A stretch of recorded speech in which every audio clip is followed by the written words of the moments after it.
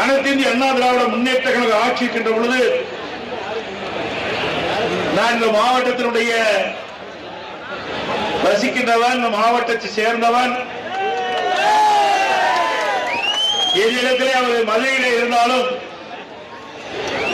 அவர் கோரிக்கை வைத்தார்.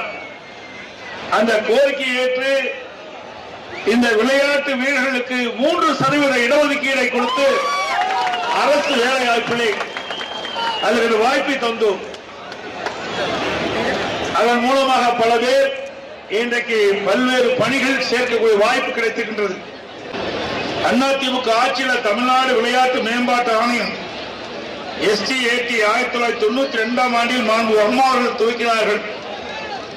அதிமுக ஆட்சியில் முதலமைச்சர் கோப்பை போட்டிகள் மாநில விளையாட்டு திறமைகளை ஊக்குவிக்கும் விதமாக இந்த ஏற்பாடை புரட்சித் தலைவி அம்மா இருக்கின்ற பொழுதே இளைஞர்கள் விளையாட்டிலே ஆர்வம் கொண்டு இதில் ஈடுபடுத்த வேண்டும் என்ற அடிப்படையிலே முதலமைச்சர் கோப்பை போட்டி துவக்கி வைத்தார்கள்.